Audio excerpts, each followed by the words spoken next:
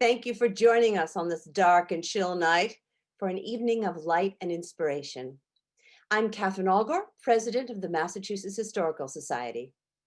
As we share a celebratory spirit together tonight, we do recognize how different this year is from the last.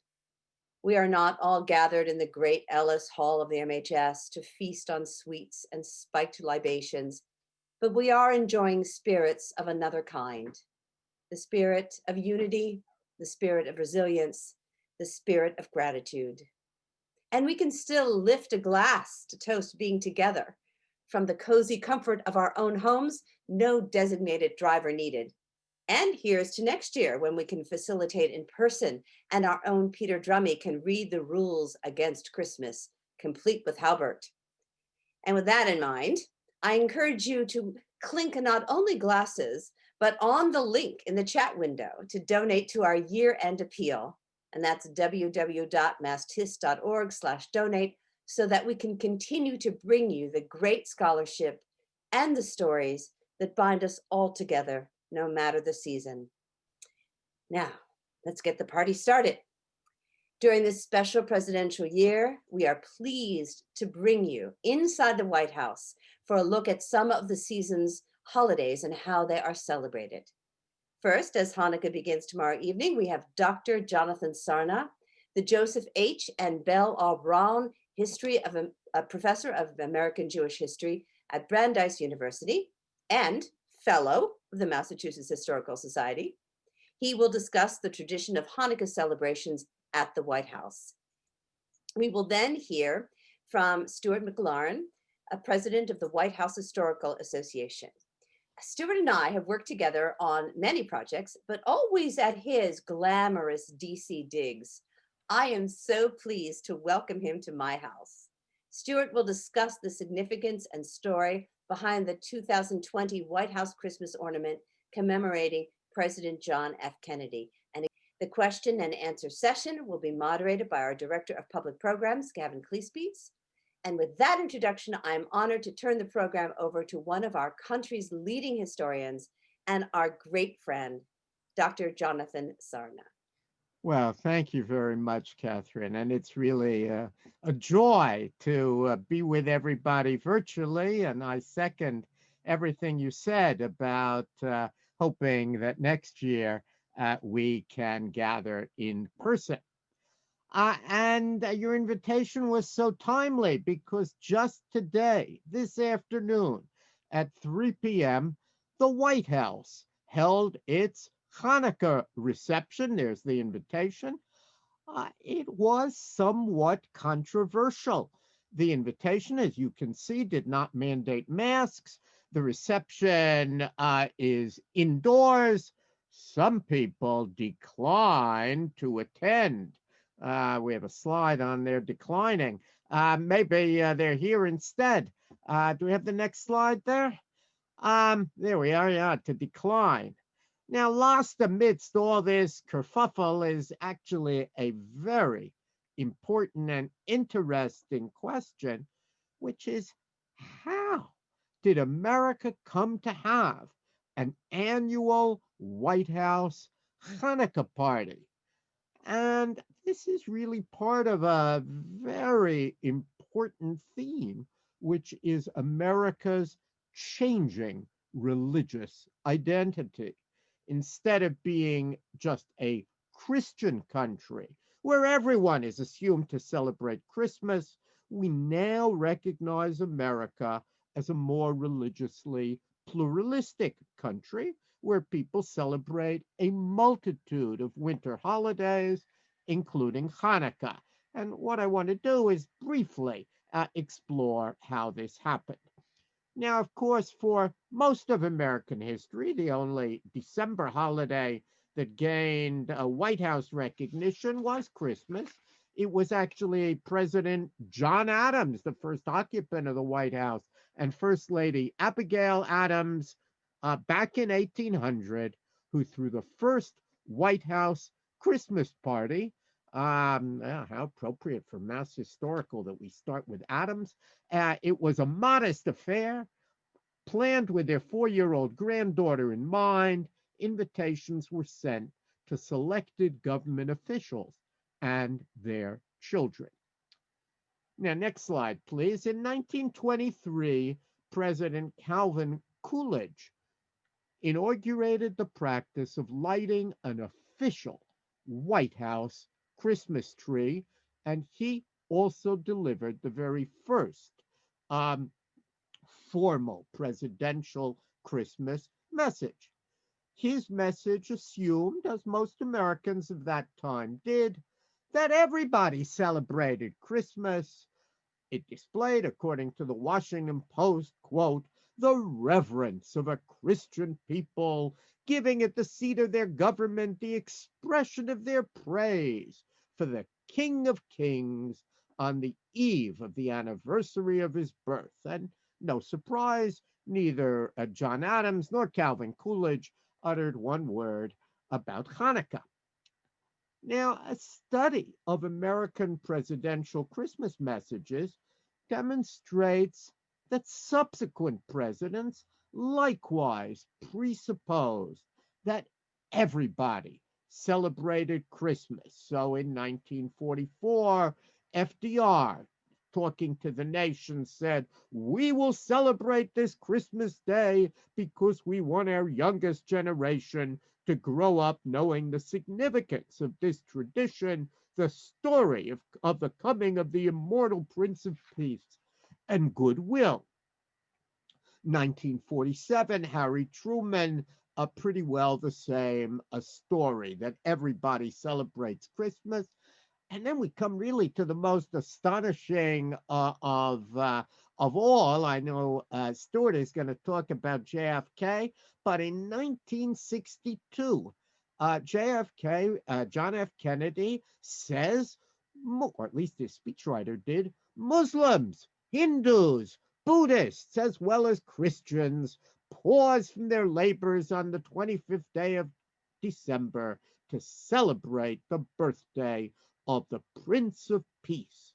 Christmas is truly the universal holiday of all men. It's really astonishing twice. First of all, he left Jews out, even though on Beale Street in Brookline, he was opposite a large synagogue when growing up. And second of all, he seemed to think that Muslims, Hindus, and Buddhists all celebrated a Christmas. Now, all of this changed in 1979, which is when we first see what was called the National Menorah and the presidential lighting of that menorah. It was in that year, 1979, that the man here on the left, Rabbi Abraham Shem Tov of the Chabad organization, sought to erect a menorah on the White House lawn. It was really in Lafayette Park. And Cecil Andrews, who was then the Secretary of the Interior, denied Rabbi Shem Tov a permit, saying there's a violation of the First Amendment.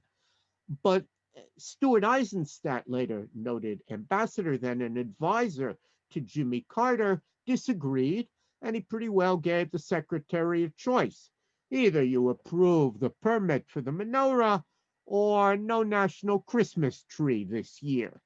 That, of course, was the turning point. The permit was granted, the menorah went up, and this begins the national recognition of Hanukkah, although that menorah and I think subsequent ones are paid for with private funds. President Jimmy Carter saw the menorah, and following weeks of seclusion in the White House, after Iranian students took over the U.S. Embassy in Tehran, the so-called Iran hostage crisis, President Carter emerged from his seclusion, crossed over to Lafayette Park, and you see him lighting the large Hanukkah candelabrum, the menorah. He also delivered brief remarks. And fascinatingly, seeing that Jews celebrate their own holiday in December, not Christmas, but Hanukkah, he directed his next annual Christmas message only, quote, to those of our fellow citizens who join us in the joyous celebration of Christmas. And every president since then has recognized Hanukkah with a special menorah lighting ceremony and limited his Christmas messages to those who actually observe the holiday. This slide is outside. Hanukkah came into the White House itself. I think we have a slide of that too in 1989 when this man, President George H.W. Bush, displayed a menorah. It was given to him by the synagogue council. He displayed it. He did not light it. It was Bill Clinton, next slide, please, who actually lit a menorah in the White House. It was 1993. He invited a dozen school children into the Oval Office for a small ceremony. It made headlines when one of them, 6-year-old Ilana Katan's ponytail, dipped into the flame. There was a little wisp of smoke. Clinton rubbed her ponytail with his fingers. It's all caught on tape. You can watch the whole thing on YouTube. Menorah lightings grew in prominence during the Clinton years, but interestingly, no White House Hanukkah party ever took place under Clinton. He believed that Jewish leaders should be included in what he called a large annual holiday party. That changed under his successor. George W. Bush became the first president to host an official White House Hanukkah party, and he was also the first, and you can see that, to actually light a menorah in the White House residence, not just in public spaces, and all of that happened in 2001. And there's a reason for it. Bush made a point of inserting religion into his Christmas parties. This was part of what he called a faith-based initiative, and he sought to underscore through a Hanukkah party that, as he explained, the White House belongs to people of all faiths. And since that time, Hanukkah has indeed become an official White House tradition. And it was also under the Bushes in 2005 that the party became completely kosher. I was told informally that in 2004 they mixed up the not kosher food and the kosher food. Laura Bush was embarrassed. From then on, the Hanukkah party at the White House became kosher. Next slide. Barack Obama maintained the tradition of the White House Hanukkah party. Here, actually, you see a montage, and I thank Richard Dine for sending it to me, of all of the parties. In the middle is Obama, and actually, it became so popular that he held two parties in 2013. And Donald Trump, who you see to his right, he maintained that tradition as well. Both in 2018 and 19, he held two Hanukkah parties for his friends, his Jewish family members, very frequently his daughter Ivanka, but they also invited selected non-Jewish guests to attend these parties as well, and that's what's going on today in the White House. Now, as I said at the outset, this year some stayed away, fearing that a Hanukkah party might turn into a super spreader event, but I'm not sure that's what's really significant. What, to my mind, is truly significant is that Hanukkah is now officially recognized at the White House. And more than we may realize, this signifies how much America has changed since Presidents John Adams and Calvin Coolidge invented our White House Christmas traditions and paid no attention to Hanukkah at all. Thanks very much.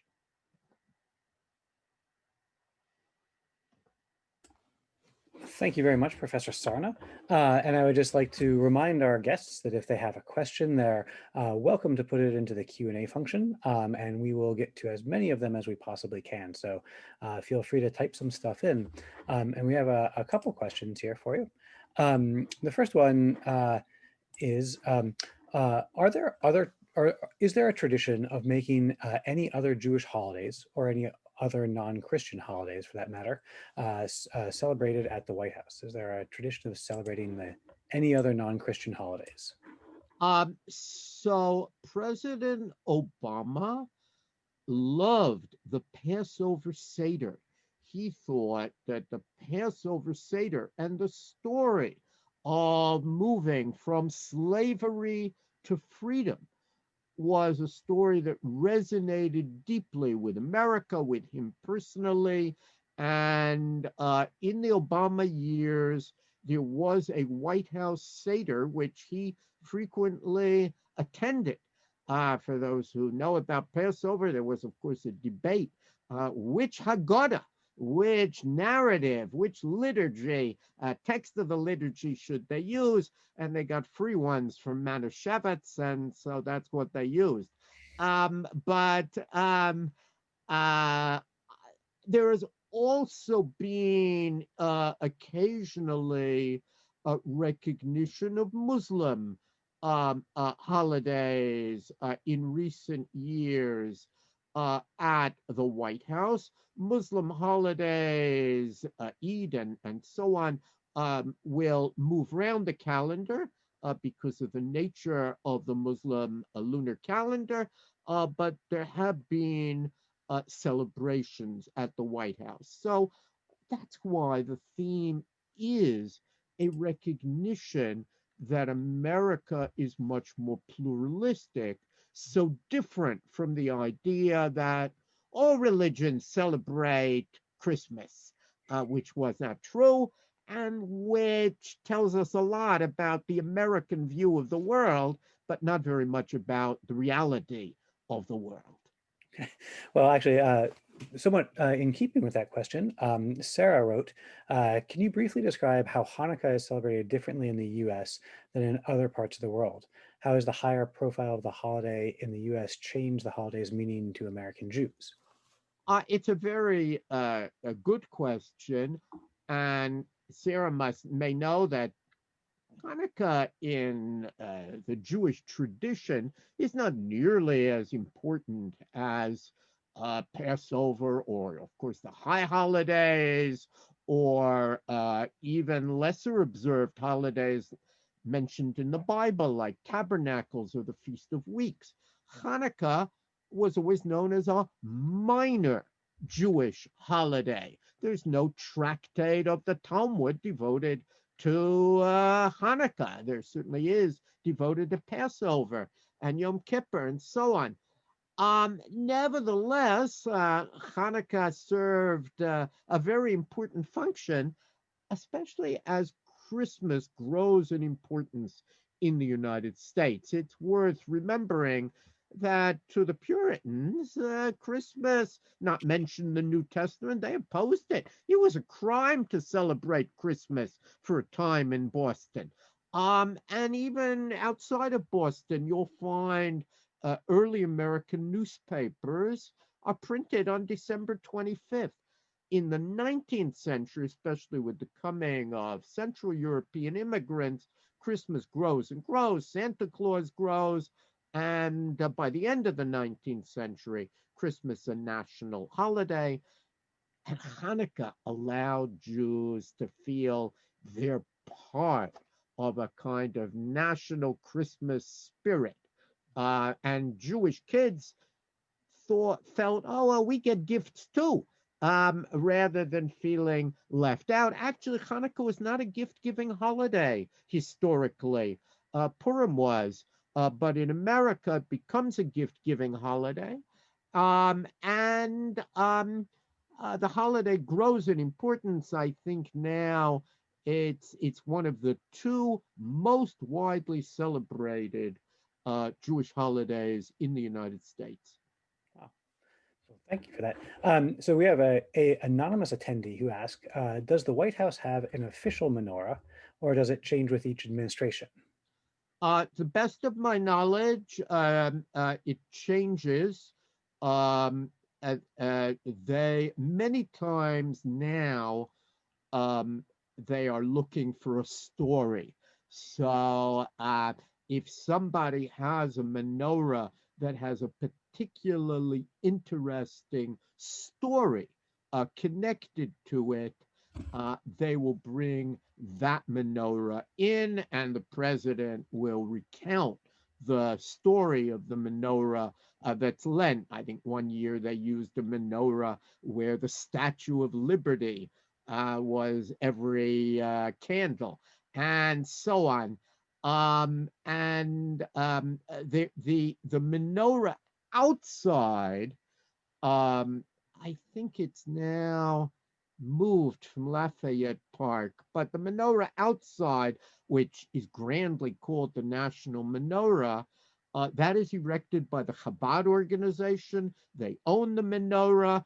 It's gotten supersized, like so many other things. It's gotten supersized over the years. The original one, which we had a slide for, was somewhat smaller, and now because it has such an important position and name, they've made it a larger menorah.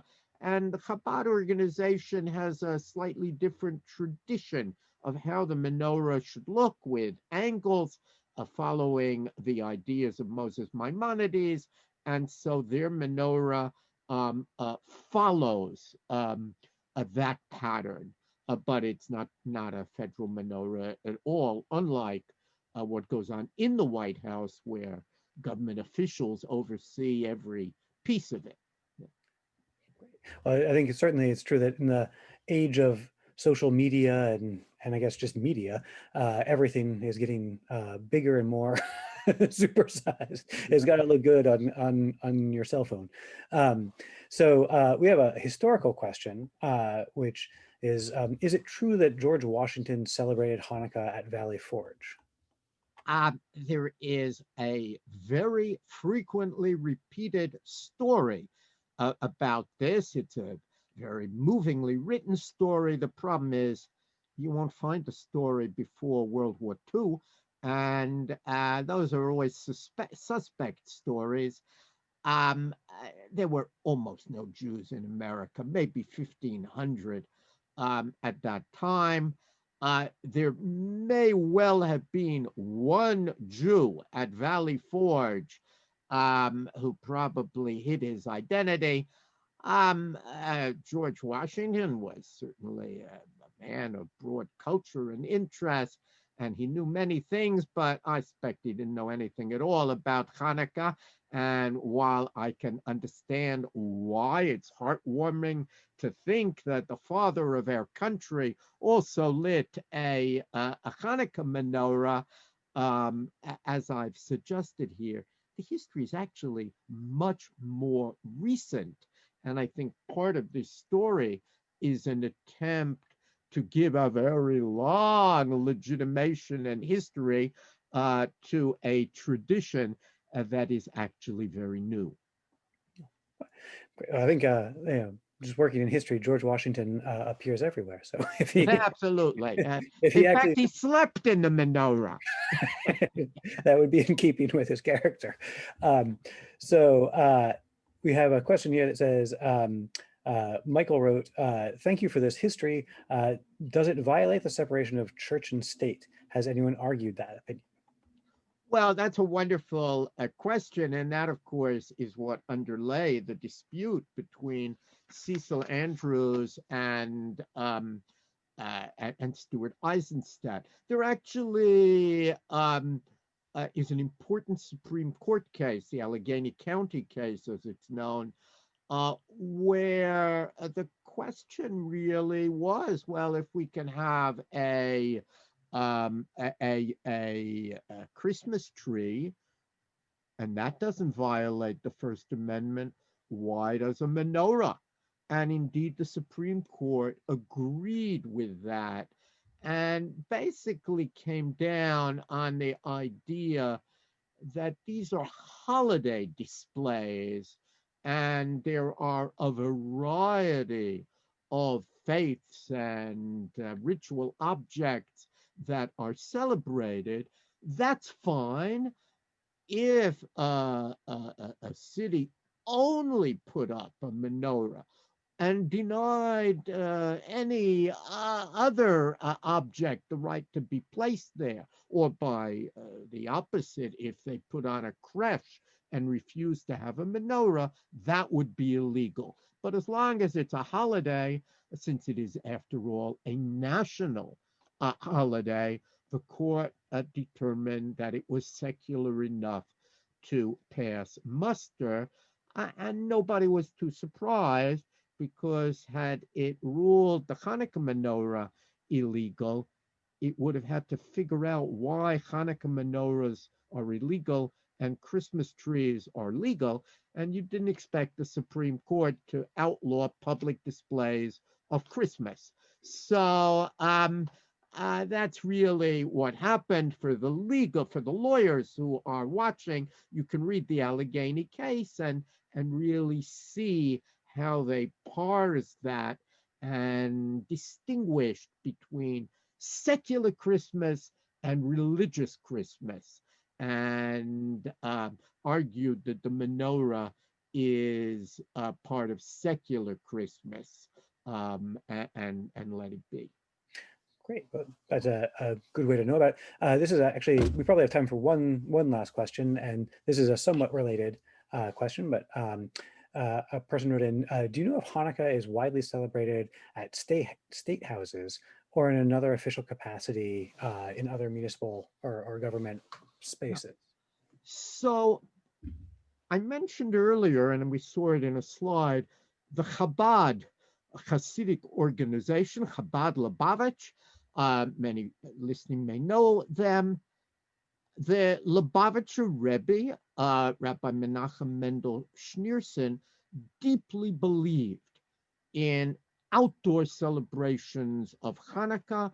This, to his mind, would allow non-Jews to recognize the Jewish holiday and would strengthen the Jewish identity of Jews. And so in city after city, the Chabad rabbi usually was the first to want to place a menorah. Some places said, sure. Some places went to court. And there were some years of battling, but at the end of the day, the menorah won, Chabad won, and today it is very common to have menorah lightings, especially in places where there is a public Christmas tree, and to have a kind of holiday celebration where you'll have symbols from various faiths. And it's an interesting example of how the periphery transforms the center. The Chabad organization, not by any means a large Jewish movement, nevertheless effected change that reshaped the way American Jews generally celebrate the holiday, and in time reshaped America as well by creating these menorahs in many central squares. Thank you very much. It is always a pleasure and an honor to work with you, and your depth of knowledge is just quite amazing. So thank you very much. And we're now going to move on to Stuart McLaurin from the White House Historical Association, who's going to tell us about the JFK ornament this year. Thank you very much. Hi. Well, thank you, Gavin, and thank you, Katharine, for that wonderful introduction, and I congratulate you on the terrific work that the Massachusetts Historical Society is doing in these difficult times, and the offerings that you're making through digital platforms to your members and those following from across the country and around the world. It's really extraordinary. I also enjoyed very much Professor Sarna's presentation. And one of the things I love most about my job is there's so much to learn and know about the White House. And I learn something new every day. And certainly I learned from his presentation as well.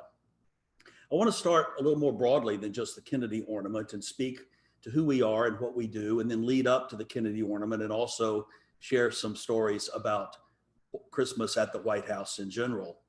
Many of you know that we were founded as an organization in 1961 by First Lady Jacqueline Kennedy as a nonprofit, nonpartisan organization to be the private partner to the White House.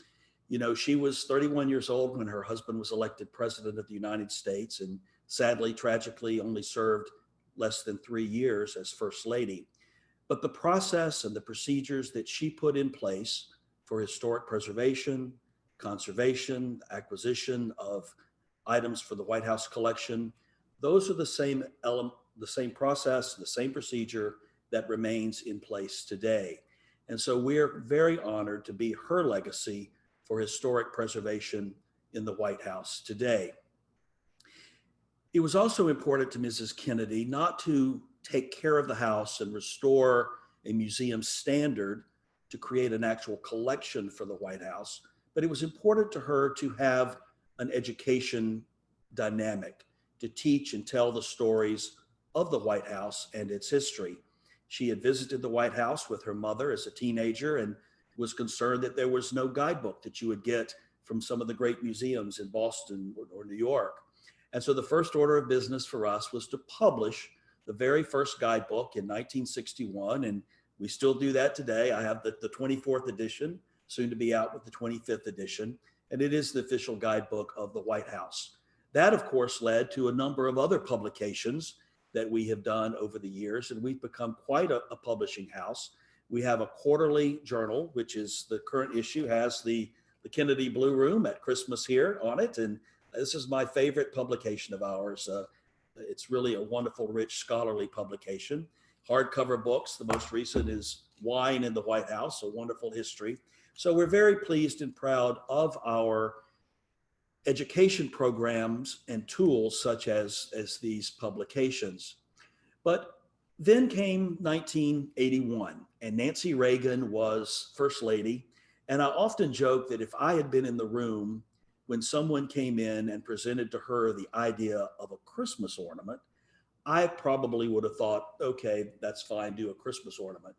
But thank goodness she did, and that they encouraged her to do so, because over the years, the evolution of that little Christmas ornament program sustained our ability to operate and to contribute to the White House in the way that we have over the years, and to continue our education programs.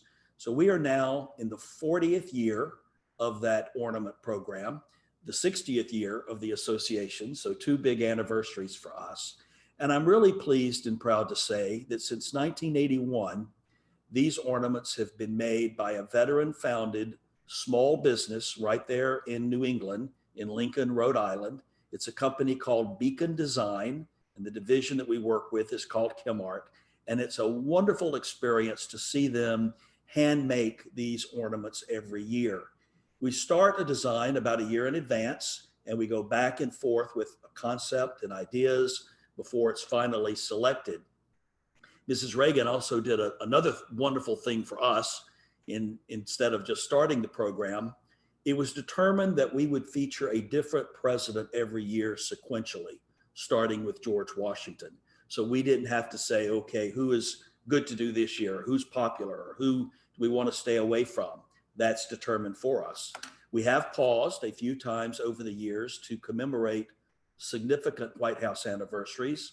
An example of that would be the 200th anniversary of the White House in the year 2000, where we had a commemorative ornament for that. But other than that, they've been sequential. So last year, we had the little helicopter, Marine One, that you would know it, is the 2019 ornament. And the significance of that is President Eisenhower was the first American president to use helicopters for presidential travel. So it gives us the opportunity to tell that story, to talk about presidential aviation and the history, but to also talk about the Eisenhower years. This year, we have selected for the Kennedy ornament the very iconic Aaron Schickler portrait of President Kennedy that hangs in the Cross Hall. Of course, it was painted after his death. And Aaron Schickler also painted the portrait of Mrs. Kennedy that is in the Vermeil room on the ground floor.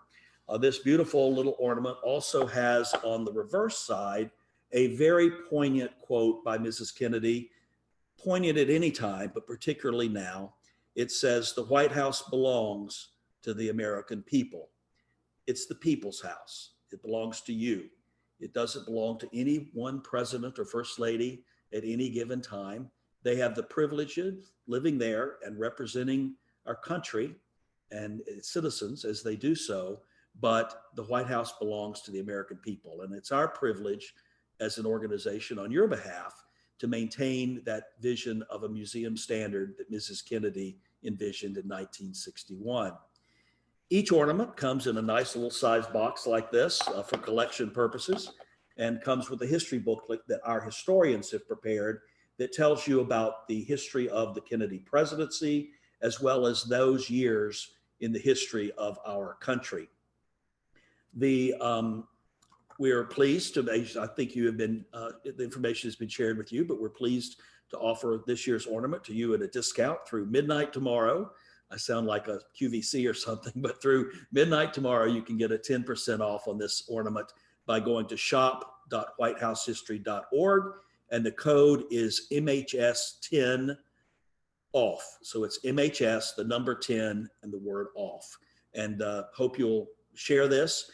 And in a tribute to Dr. Sarna's comments, this is an ornament that is shared among all faiths. It is used in ways other than on Christmas trees. We get photographs sent to us in all kinds of creative ways that people use this little annual ornament every year. So it is the Aaron Schickler portrait that we proudly represent on this year's ornament.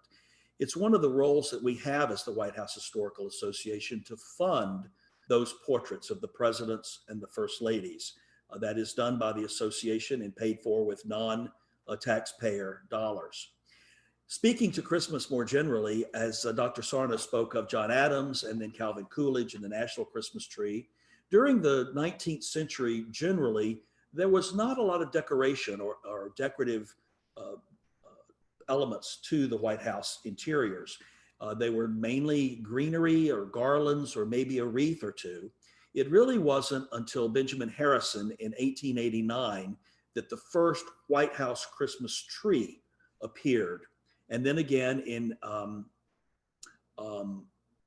later that in 1894, I think it was, yes, that Grover Cleveland had the first Christmas tree that had lights on it. So you can see the evolution of the Harrison tree, the Cleveland tree with lights. And then at the turn of the century with President Teddy Roosevelt, who was respectful of conservation issues and the environment, did not want to cut down trees to put in the White House residence. But his cantankerous son, Archie, decided that he wanted to have a tree. So he procured a small tree that was placed upstairs in a closet. And I don't know if there were lights on that tree. I certainly hope not. We could have had the second White House burn down if that had been the case. But Archie did procure a tree. So there was a tree in the White House during the Roosevelt years. Traditional decorating for Christmas in the White House, as we might know it in a modern context, really came to fruition in the Eisenhower years. You can imagine Mamie Eisenhower had everything possible covered in a bow, a ribbon, a wreath, a garland, trees around, really quite an elaborate 1950s Americana Christmas, as you would imagine. The Kennedys enter the White House in 1961 with a young family, and Mrs. Kennedy had quite the eye for art and design and also for history, and wanted to establish a new tradition. And so she did so with the selection of an annual Christmas theme. Each Christmas at the White House now has a decorating theme, a central organizing principle. Hers was the first, and it was the Nutcracker Suite. So the tree in the Blue Room of the White House was decorated in that theme. And then each year subsequently, up until this very day, where the Trump theme this year is America the Beautiful. And the centerpiece of all of these decorations now is the tree that is in the blue room of the White House. You know, the blue room is the large oval room on the state floor. Beneath it is the diplomatic reception room oval. Above it is the yellow room oval on the residence. But it's in that very center, beautiful room of the White House, the blue room, where an 18-foot, 6-inch tree is selected every year. This year, it's a Fraser fir from West Virginia that is the centerpiece of this year's White House decorations. A creche was also inserted into the Christmas decorations during the Kennedy years. It was a loaned creche in the East Room. And then in 1967, an Italian creche, beautiful, very elaborate, many, many pieces. This creche was donated to the White House, and the Johnsons in 1967 placed it in the alcove of the East Room, where it is now placed every year and has become a tradition of the White House Christmas decorations. You advance up to the Fords and the Nixons and the idea of a gingerbread house, which is a key piece of White House decorations today. The gingerbread house was done by the White House pastry chef, who was German at that time. So it was an A-frame, traditional German A-frame gingerbread house.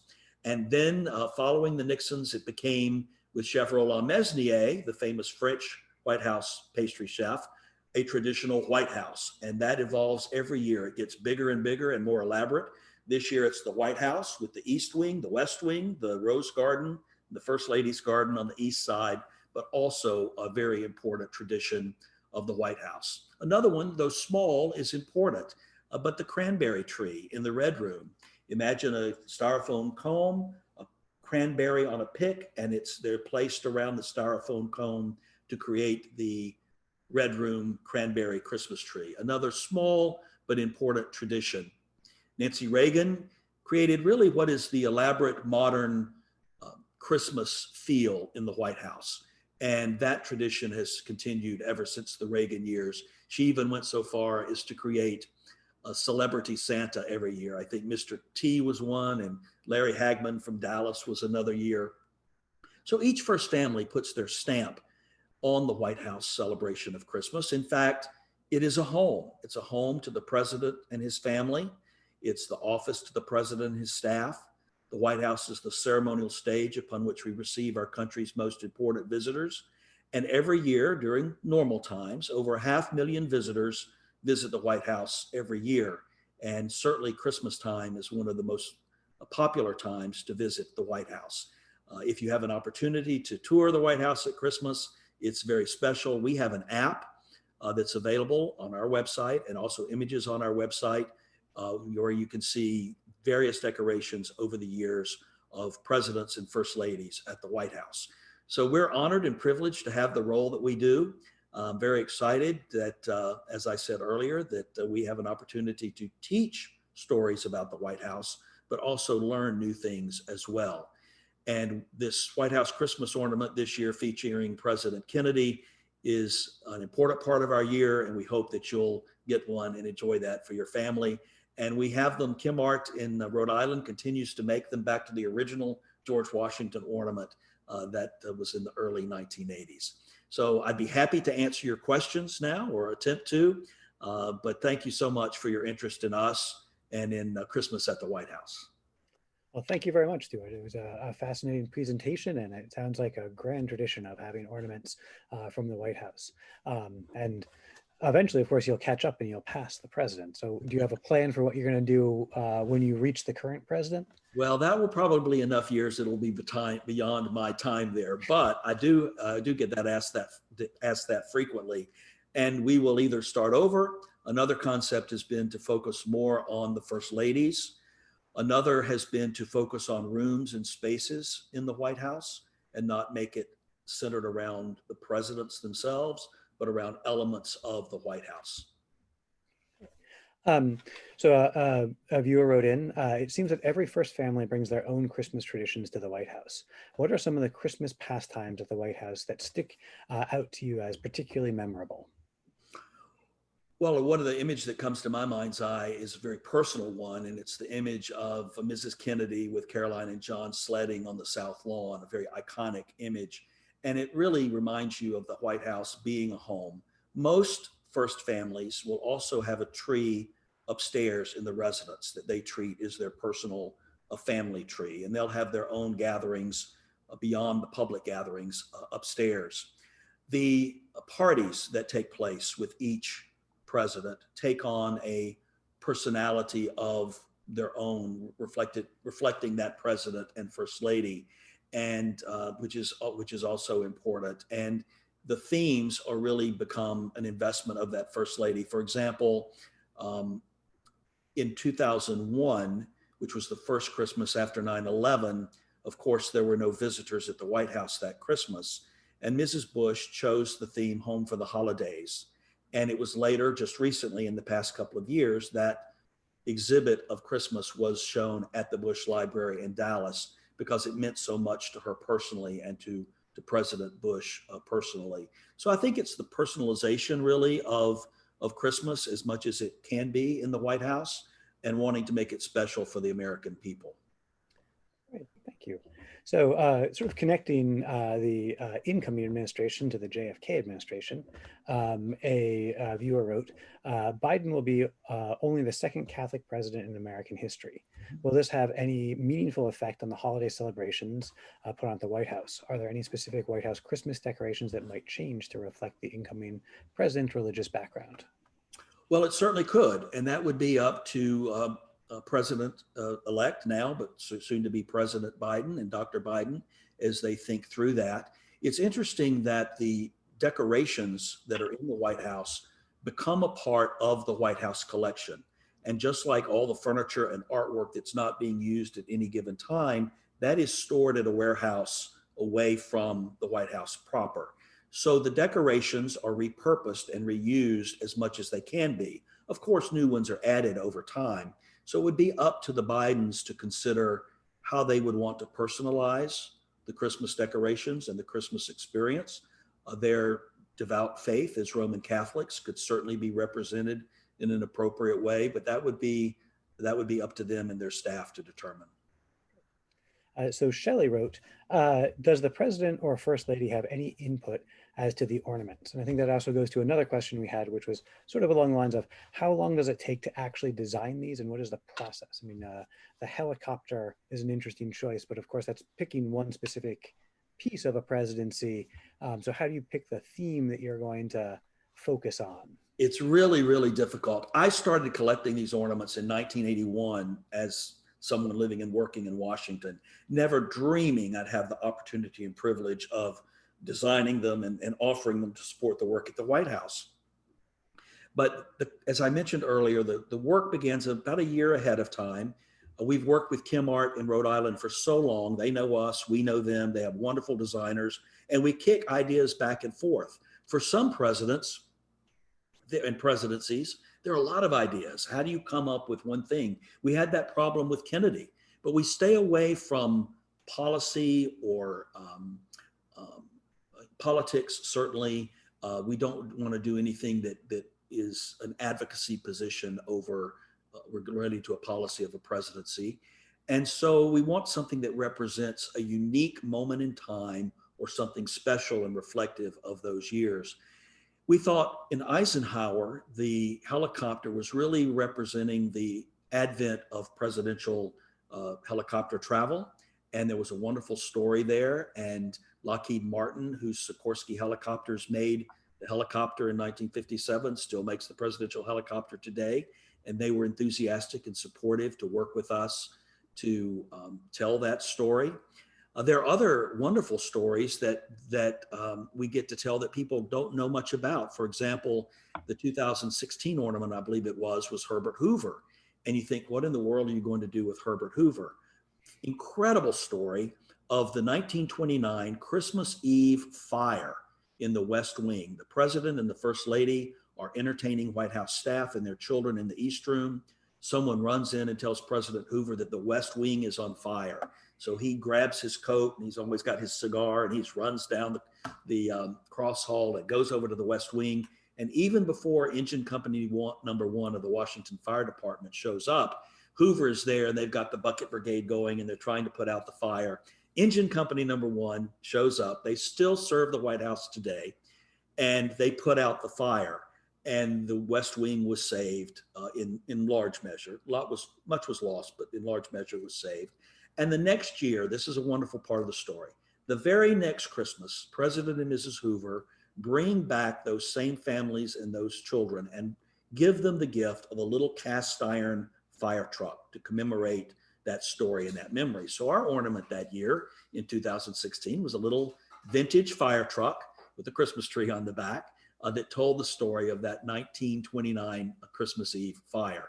So these are fun to come up with and to imagine what will be popular and what people will like. I will tell you, traditionally, the most popular ornaments over the 40 years have been ones that had a Christmas tree on them or had the White House on them.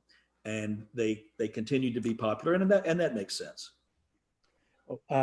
In sort of keeping with that theme, an anonymous attendee wrote, "How can one get official White House ornaments from previous years?" Well, whitehousehistory.org or shop.whitehousehistory.org.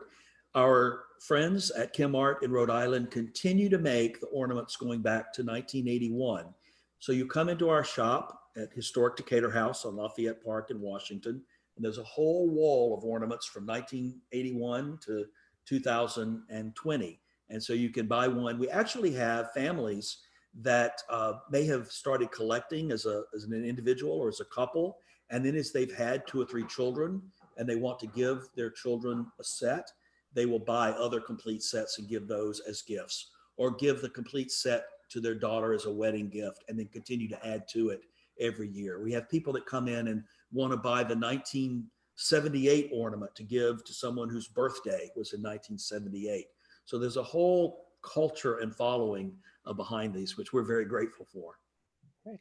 Well, I'm going to sort of combine a couple questions, which is one person asked when the first official Christmas party was celebrated, and another person asked when the Adams celebrated Christmas, was it in the White House? Because of course the White House was just completed before they moved in, so there would be a sort of a date question.